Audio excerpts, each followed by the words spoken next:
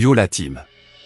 Aujourd'hui on parle de 7 à 8 sur TF1, et attention, le portrait de la semaine de ce dimanche 1er mars 2026 risque de faire parler. Installez-vous bien, parce que là, on est sur du lourd en émotion. Comme chaque dimanche depuis 2020, Audrey Crespo-Mara sera aux commandes du fameux portrait de la semaine. Et si vous regardez l'émission régulièrement, vous savez que c'est le moment où tout peut basculer. C'est là que l'on quitte un peu l'actualité pure pour entrer dans l'humain, dans l'intime, dans les parcours de vie. Petit retour rapide pour ceux qui découvrent 7 à 8, c'est lancé en 2000 sur TF1. À l'époque, la chaîne prend un gros risque, installer un magazine d'information entre 19h et 20h le dimanche.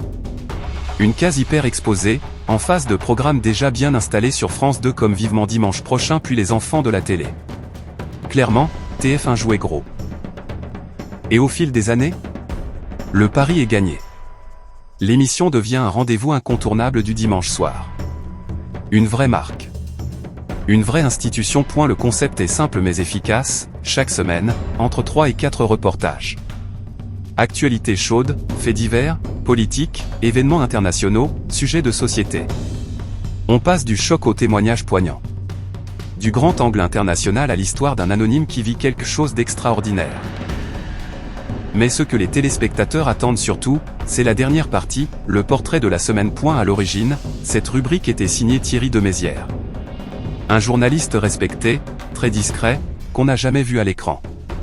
Il posait les questions, mais restait dans l'ombre. En 2018, il quitte l'émission pour se consacrer à des documentaires. Il est ensuite remplacé par Stéphanie Davoignot. Puis à la rentrée 2020, changement de cap, Audrey Crespo-Mara prend la relève. Et là, nouveau style. Nouvelle énergie. Audrey, ancienne figure de LCI, impose une interview plus incarnée, plus directe. Mais toujours avec finesse. Elle sait pousser ses invités dans leur retranchement tout en gardant une vraie élégance. Alors, qui sera face à elle ce dimanche 1er mars 2026 à partir de 18h30 ? Il s'agit de Mélissa, l'arrière-petite-fille de Fernande, qui a 101 ans. Oui, vous avez bien entendu, 101 ans. Toutes les deux forment un duo devenu viral sur les réseaux sociaux sous le nom de Mel et Fernande. Et là, on parle de centaines de milliers d'abonnés. Pourquoi ça marche ? Parce que c'est sincère. Parce que c'est tendre. Parce que c'est drôle. On voit une arrière-petite-fille complice avec son aïeul centenaire. Des échanges naturels, des moments de vie, des petites blagues, et surtout un lien intergénérationnel qui fait du bien. Dans un monde où tout va vite, où tout est polémique, voir une relation aussi simple et authentique, ça touche les gens. Mais derrière les vidéos légères, il y a forcément une histoire plus profonde. Une vie de 101 ans, ça raconte un siècle. Des guerres, des évolutions, des changements de société. On peut s'attendre à un portrait fort, émouvant, peut-être même bouleversant. Et pendant ce temps-là, Harry Roselmack continue de tenir la barre de l'émission principale. Petit rappel historique, au début, ce sont Thomas Hugues et Laurence Ferrari qui présentaient 7 à 8. Ensuite arrive le duo Harry Roselmack, Anne-Sophie Lapix. Puis en 2009, Anne-Sophie Lapix quitte le programme, et Harry continue en solo. Franchement, respect. Parce que rester aux commandes d'un magazine d'info pendant autant d'années, c'est rare. Il est devenu l'un des visages forts de TF1. Depuis 2015, l'émission est même précédée de 7 à 8 Live, diffusée à 17h15.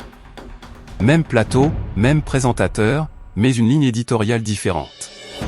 Plus axée sur la proximité, les immersions, les sujets de société au niveau national. On va à la rencontre des Français, de leur réalité, de leurs défis du quotidien. Bref la team, ce dimanche s'annonce riche en émotions. Entre actualités, reportages marquants et portraits touchants, TF1 continue de miser sur l'humain pour captiver son public.